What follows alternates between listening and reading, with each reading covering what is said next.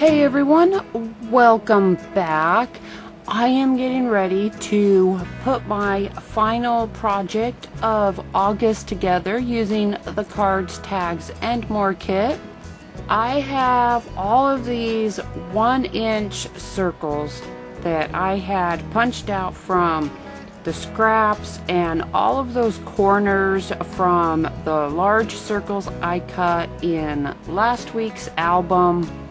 And I decided to layer them up around these two 6x6 pieces of heavy cardstock, not heavy cardstock, of heavy chipboard. This is a pretty heavy chipboard, about 1/16 of an inch thick. I was trying to work out exactly how I wanted to lay my circles out, so I started dividing my chipboard into sections. I was going to try to kind of draw rings out. I started by hand. I put some of it in my silhouette and tried to draw on it that way. It really wasn't working out exactly how I was picturing it, so eventually I did just kind of wing it, and I just start making lines and eyeballing it. I do keep each row the same. My first row on the outer edge is 10 circles across, and then the second one is 8, and then 6, and then I think I did 2 5s and a 4, and then I guess you would say 2 for the very center. When I come back in and do the final editing for the video, I'll add notes to the video to say how many circles across each row is. Now, if I had remembered that I owned a laminator, I would not have used the chipboard I did. I would have either just used some cardstock or some very thin chipboard. But I didn't exactly remember. I had bought the laminator a few years ago for a very specific purpose, and then it just sort of got put on a shelf, just one of those, you know, I bought it for a very specific purpose and then kept it because, well, you never know when you might need a laminator, I guess, and it was only like $15. So anyhow, I'm still gonna talk about what I did here to prepare my cover before I remembered my laminator. And I really soaked things down with some matte medium to seal up all of those circles, and I watered it down so that it would really soak in to the layers. I splattered on some bundled sage distress oxide. It shows up a little bit, and then I let it dry overnight. Here they are, they're finished, they're dry, and I have the edges cleaned up, and I'm just going to put on these 6x6 papers for the inside cover. Still hadn't really thought about my laminator. I don't even keep it in my room with me, so yeah.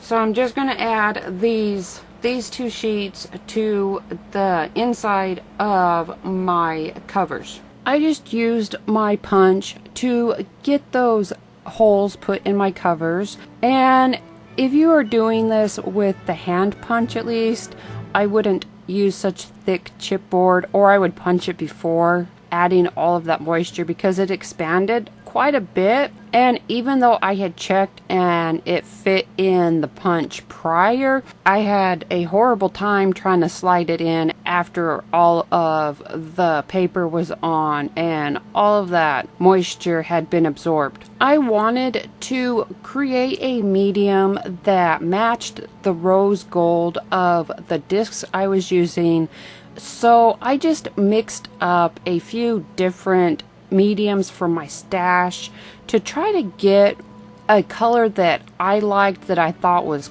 relatively close to those colors on the discs. After I had my mix the way I liked it, I came in, and I was originally just going to try to keep it to the edges, and then it kind of got away from me, and so it covers a little bit more than I was originally planning. But I did work with what I had, and kind of spread it out, watered it down, thinned it out, brushed it around, just getting that color in most places. Alright, I wanted to kind of show how I was going to keep those covers flat with all that new moisture added in. So I set my camera up, and I set it out as far as I could get the cord to go, and then just kind of zoomed in the best I could, just to show. I have them sitting on a towel to help absorb the moisture, and I have some parchment paper so they won't stick to the towel. And then I add another layer of parchment paper and put a very thick, heavy book on them so that they can dry and they won't buckle. While my covers were drying, I worked on my sticker sheets. I have just some stickers for the weeks. I have the days of the week. I have months. And I have little dot stickers if you want to add the date on the little boxes as well. I'll probably put the images up on my Flickr at the very least. I don't know if I'll make any other files for them, but I'll have images on my Flickr account of the 2 pages and my little stickers. For the actual pages, I have a combination of cardstock, just plain light colored cardstock. I have some single-sided 6x6 papers, or if they were double-sided, the side I printed on had a very light print on it. I don't know what all of these papers are. I have a stack of 6x6 papers that I just collect, and they sit together, and some of them don't have their covers anymore, so I don't know what lines they are from. I worked out how the pages would need to be so that they would face each other, each week would face each other properly, and I wouldn't accidentally try printing on a side I didn't want to. So I just laid them out and stacked them up how they would be going into the planner. I have started my stickers. I'm just going to flip through what I've done so far, the stickers I've added. Some I will put like the Saturday and the Sunday into the big box. Some just say the weekend. I didn't want to add the days of the week to the planner image because I know not everybody has a Monday through Friday week with a Saturday and Sunday weekend. Not all of these pages are perfectly centered or positioned where they should be when they printed. It took a lot of trial and error for me to get the margins right and the right size where the discs would go through without making everything too small. I did, however, eventually manage that. And now this is where my laminator came in. I had been sitting and thinking that I wish I had a way to strengthen these sheets of paper that I was going to be using for dividers or tabs, and that's when I finally remembered that I own a laminator and actually still had some of my laminating pouches from my original project. So I started laminating dividers. I cut some of them 2 inches. Some of them I kept in the circle form from last week's album project. And I did eventually figure out for my lamination, if I laminated my paper and then punched the holes, it worked better. And then I would come back in and I would cut a small strip of the plastic and wrap around from the other direction where the disc holes are, and laminate it again and then punch the holes again. And that just kept everything from kind of peeling apart, and it strengthened the sides that would be popping on and off the discs. So you can see here, this is where I decided to deconstruct my cover, and all I actually do is peel apart that chipboard and peel one layer off from each side, and then line them back up, put them together, and laminate it.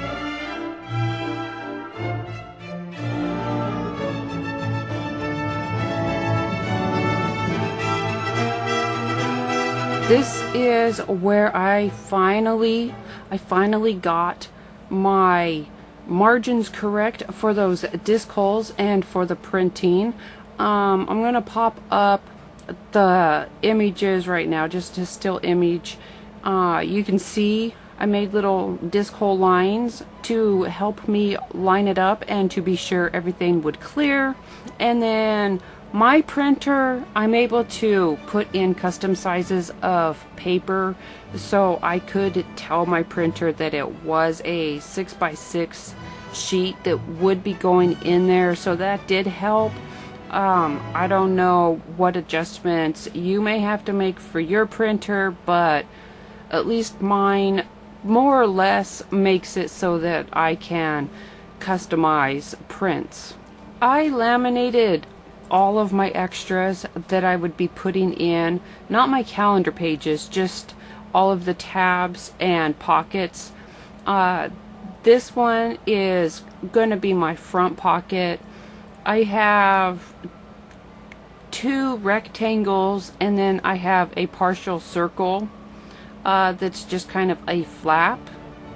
And I am using E6000 to hold it together because it is plastic to plastic, and E6000 is very good for non-porous surfaces.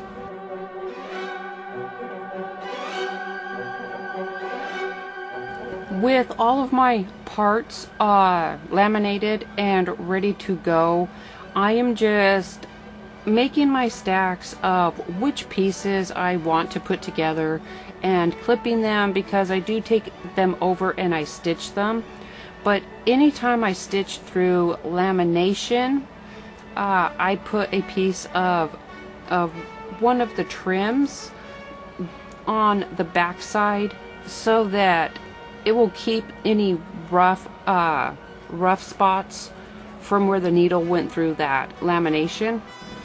I really liked just having this extra decorative flap on the front, so I added an extra 1/2 inch strip of the patterned paper and offset it. And I came in and I added some rub-ons. Now the circle part is actually already laminated, and I was really rather surprised that I got that rub-on to go on there, but I did. So I'm just decorating it. I'm using a couple of rub-ons. I add some more distress oxide. I let it air dry and kind of sopped it up and smushed it out a bit. And I used that kind of dark rustish colored jelly roll pen to also add some accents. And then when that was all done, I put the whole thing through my laminator, and I think it just kind of makes it stand out more with the extra decoration than just having the partial circle laminated as a front flap. Now eventually I just started having far too much fun with my laminator and punching out circles and getting everything together. And on a couple of these larger partial circles, I come in with some chrome yellow archival ink and stamp the flower images on, and I use the yellow just because it's easier to cover up, because I do come back in and I trace over that yellow with my gel pen to add some more color to the inside pieces. These two partial circles, they're not quite half circles. I added the rub-ons too. These are the ones that I use on the back cover, on the inside of the back cover. I don't turn them into pockets, they are just kind of tuck-in spots. I'm just going to let this run through and just add some notes on the screen about what I'm doing, because from this point on it's really very repetitive, because it's just a lot of lamination and punching and cutting. So I will just add some notes on the screen anytime something slightly different comes up.